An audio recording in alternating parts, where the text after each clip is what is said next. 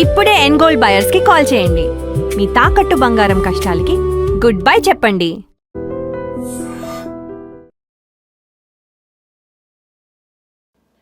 నమస్కారం, welcome to I dream. నేను మీ విజిత.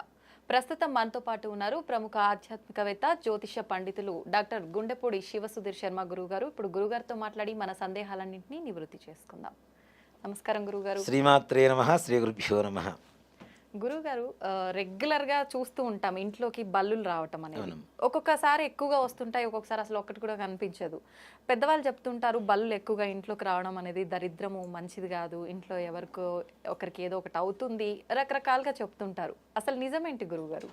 మన హిందూ ధర్మంలో ప్రతి జీవిని పూజించడమే మన ధర్మం కదా. మనం పాలిచ్చే ఆవును పూజిస్తాం. అలాగే కాటు వేస్తే చచ్చిపోయే సర్పాన్ని కూడా పూజిస్తాం.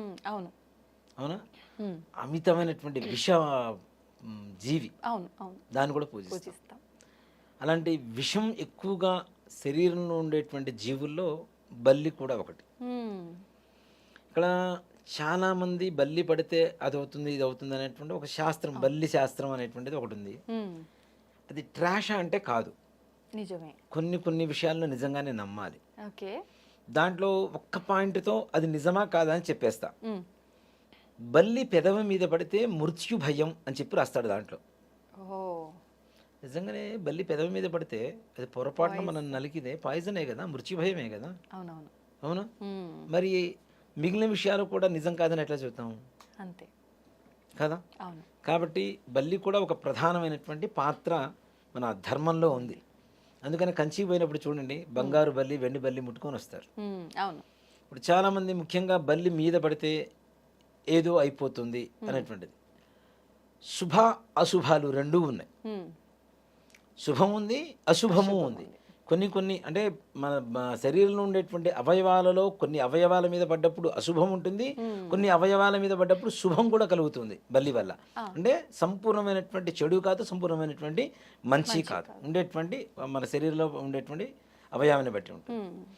అక్కడ చాలామంది బల్లి మీద పడిపోగానే ఏమైపోతుంది నాకు చాలామంది ఫోన్ చేస్తుంటారు, గురువుగారు బలి పడిపోయింది, అట్లా ఇట్లా అదేదో అయిపోతున్నామని.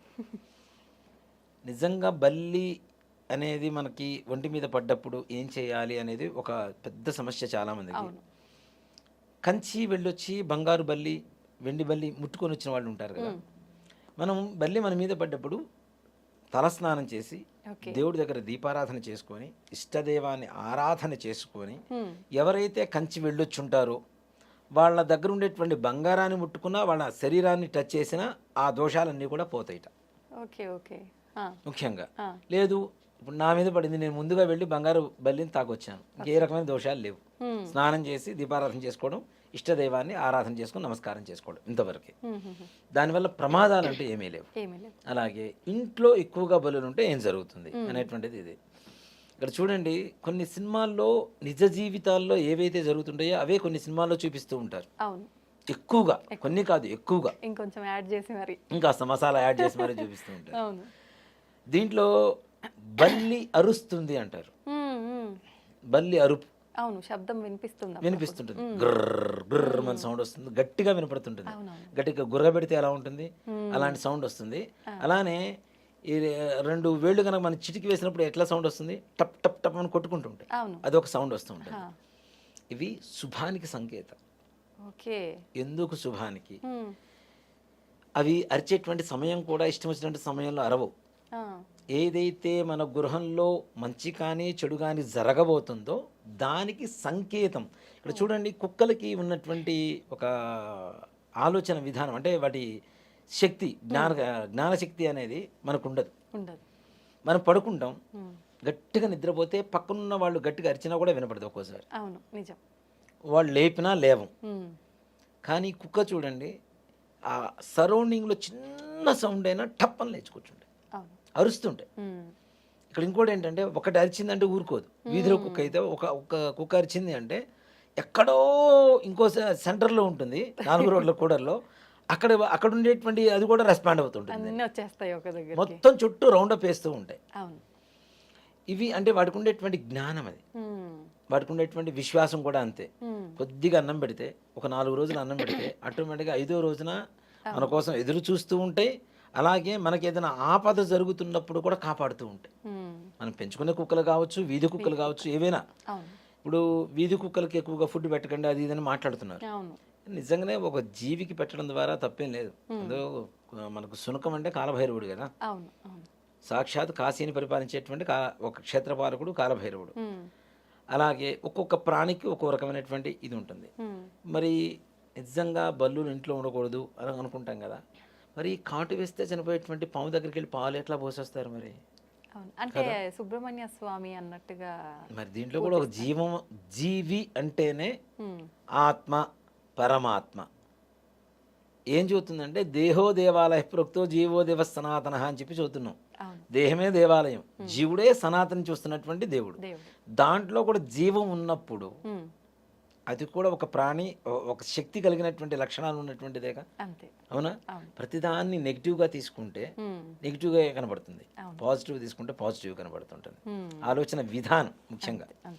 ఇప్పుడు మనం ఏదైనా ఒక మాట మాట్లాడుతున్నప్పుడు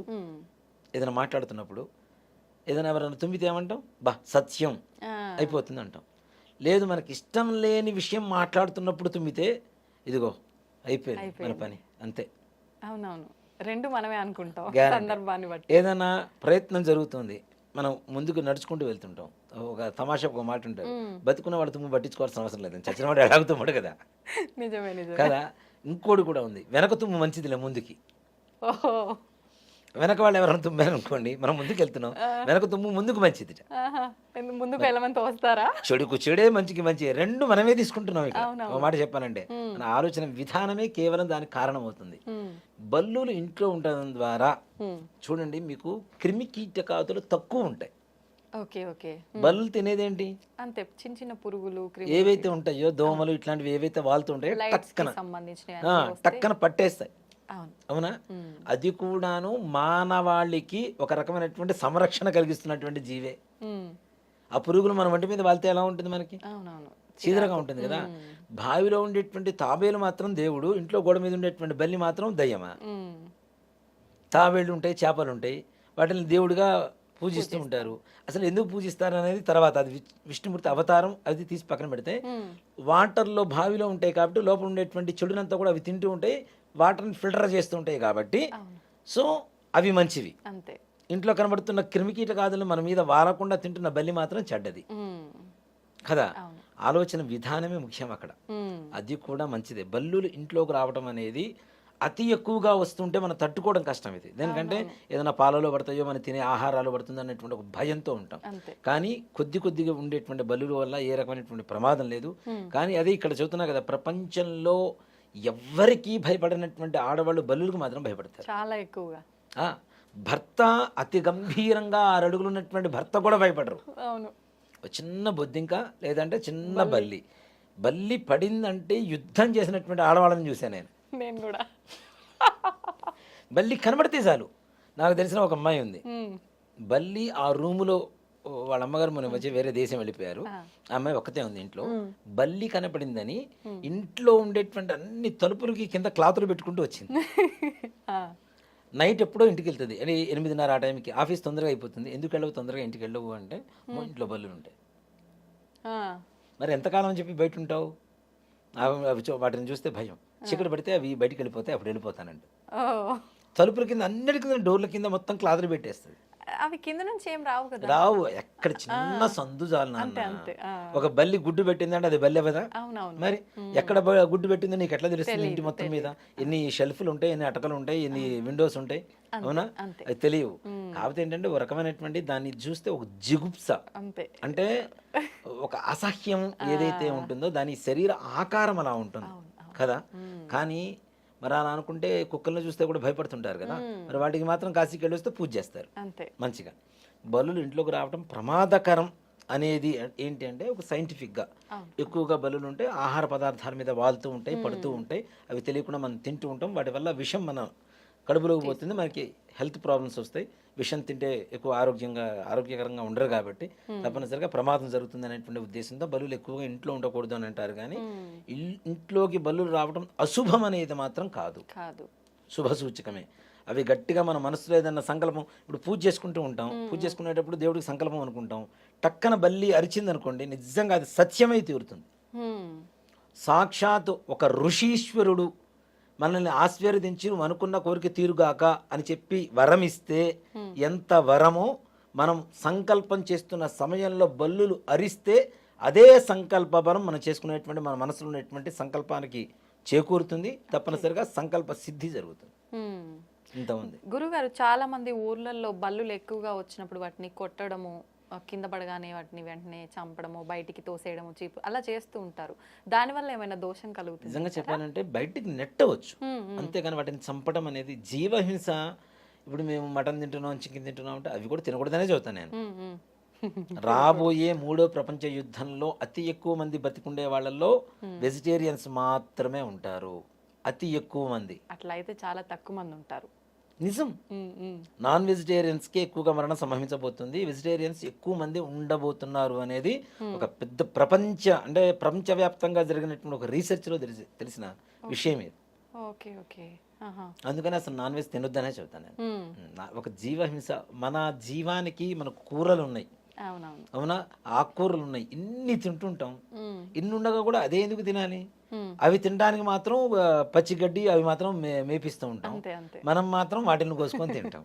అది ఎంతవరకు కరెక్ట్? అది కదా, జీవహింస అనేది కరెక్ట్ కాదు కదా. పూర్వకాలంలో బలులు ఇచ్చేవాళ్ళు అంటే ఆ రోజులు వేరు, ఆ లక్షణాలు వేరు, ఇది వేరు. కానీ ఇప్పుడున్న పరిస్థితుల్లో జీవహింస, ఇప్పుడు నిజంగానే ఒక మాట చెప్తానమ్మా, జీవహింస తీసి పక్కన పెడదాం. ఇప్పుడు తినేటువంటి కోళ్ళు, మేకలు, ఇవి ఏవైతే ఉన్నాయో వాటిలో ఎంతవరకు ఆరోగ్యకరమైనటువంటి పౌష్టిక ఆహారం అవి తీసుకుంటున్నాయి? చాలా తక్కువగా. ఏది ప్రకృతి సిద్ధంగా లేదు కదా. వాటికి పెడుతున్న ఫుడ్ కూడా ఏదో అసహజంగా పుట్టించినటువంటి ఫుడ్ తీసుకెళ్ళి పెడుతున్నారు. వాటిల్లోనే బలం లేకపోతే అవి తింటే మనం ఎక్కడ బలం వస్తుంది చెప్పండి? నిజమే కదా. అవి బలం కోసం. నిజంగా ఒక మాట చెప్పాలంటే పచ్చి కొబ్బరి ఉంటుంది చూడండి, పచ్చి కొబ్బరి రోజుకు ఒక చిన్న ముద్ద తినండి, మాంసం కేజీ తింటే ఎంత బలం వస్తుందో కొద్దిగా కొబ్బరి తింటే అంత బలం వస్తుంది. ఓకే. అంత మాంసకృతులు ఉన్నటువంటి లక్షణాలు ఉన్నటువంటిది కొబ్బరి. కొబ్బరి దేవుడి దగ్గర కొబ్బరికాయ కొట్టండి ఊరికైనా కాదు, అది కూడా ఒక ఆరోగ్య సూత్రమే. అది ఇంట్లో వాడండి, తప్పనిసరిగా ఆరోగ్యకరంగా ఉంటారని చెప్పడానికి ఇవన్నీ కూడా ఉన్నాయి. కాబట్టి వాటన్నిటికంటే ఇవి బెటర్ కదా. అవునవును కదా. ఇప్పుడు మనల్ని ఎవరైనా కొడితే మనకి దెబ్బ తగులుతుంది, వాటిని చంపి తింటుంటే వాటికి ఎంత బాధేస్తుంటుంది, చంపడం కోసమే పెంచుతుంటే ఇంకెంత బాధేస్తుంటుంది. నిజం నిజం కదా. సో కాబట్టి అవి మూర్ఖంగా వాదిస్తుంటారు కూడా. ఇందాక మీరు చెప్పినట్టు తినొద్దని ఎవరు చెప్పారు? తినవచ్చు కాబట్టి వాటిని భగవంతుడు ఆ రకంగా సృష్టించాడు, వాటి కోసమే సృష్టించాడు. వాటిని బలులు ఇస్తారు, తినొచ్చు కాబట్టి వాటిని బలిస్తారు, కోసుకొని తింటారు. దేవుళ్ళ దగ్గర, గ్రామ దేవతల దగ్గర అట్లా వాటిని కట్ చేసుకొని తింటూ ఉంటారు. ఇలా మూర్ఖంగా కూడా వాదిస్తూ ఉంటారు. రాజు అంటే మొండివాడు రాజు కంటే బలవంతుడు, దాన్ని మనం ఏం చేయలేము. వాడు వాదిస్తున్నారు అంటే మనం ఏం చేయగలుగుతాం? అంటే బలులు ఇంట్లోకి రావడం అశుభమేం కాదు, అతి ఎక్కువగా వస్తే కొంచెం ప్రమాదకరంగా ఉంటుంది. కాబట్టి జాగ్రత్త పడటం అనేది సూచించదగినటువంటి విషయం. చాలా మంచి విషయాలు తెలియజేశారు గురుగారు. శ్రీమాత్రే నమః. శ్రీ గురుభ్యో నమః.